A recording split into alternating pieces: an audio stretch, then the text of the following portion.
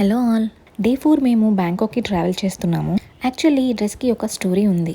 ఇది నేను యూకేలో ఉన్నప్పుడు తీసుకున్నాను, కానీ అక్కడ చలిగా ఉండడం వల్ల వేసుకోవడం కుదరలేదు. అయితే దానికి ఇప్పుడు సార్థకత దొరికిందనమాట. అండ్ అలానే కొంచెం వెరైటీగా ఉంటుందని 2 పిలకలు కూడా ట్రై చేశాను. మేము ఫ్లైట్స్ బుక్ చేసుకునేటప్పుడు బ్యాంకాక్కి టికెట్స్ లేకపోయేటప్పటికి మేము డాంగ్ మియోంగ్ అనే ఎయిర్పోర్ట్కి ఫ్లైట్ బుక్ చేసుకున్నాము. ఒక 2.5 అవర్స్ తర్వాత మేము ఎయిర్పోర్ట్కి రీచ్ అయిపోయాము. ఇంకా అలా బయటకు వచ్చి ఇమిగ్రేషన్ అది కంప్లీట్ చేసుకుని లగేజ్ అది పిక్ చేసుకుని మేము వెళ్ళేటప్పటికి లంచ్ టైం అయిపోయింది. ఈయనే థాయిలాండ్ని రూల్ చేసిన కింగ్ అనుకుంటా.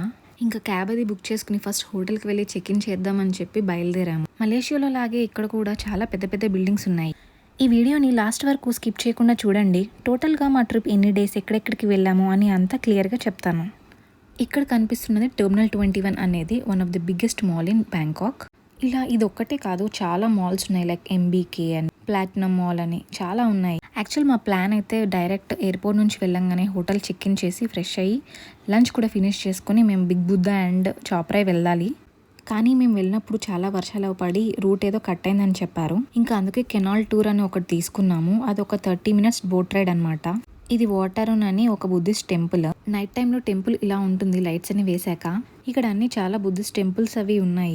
బోట్లోంచి అన్ని చుట్టుపక్కల ఉన్నవన్నీ చూసుకుంటూ వెళ్ళిపోవడమే. ఇక్కడ క్రూజ్ కూడా ఉంటుంది, కానీ అది మనం ముందుగానే బుక్ చేసుకోవాలి. మేము చూసినప్పటికీ క్రూజ్కి టికెట్స్ అయితే ఏమీ లేవు, అన్నీ అప్పటికే అయిపోయాయి.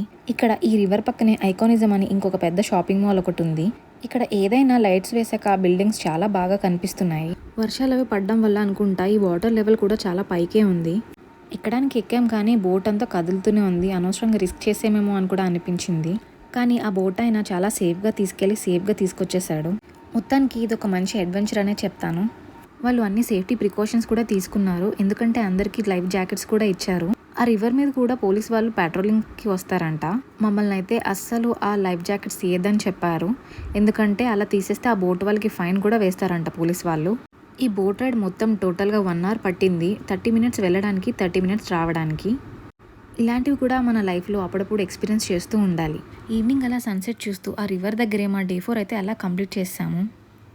ఇదే మా 7 days ట్రిప్ ప్లాన్. మేము ఏవైతే ప్లేసెస్ కవర్ చేసామో అవన్నీ ఇక్కడ క్లియర్గా మెన్షన్ చేశాను, చెక్ చేయండి. Thank you for watching. Also please subscribe to my channel.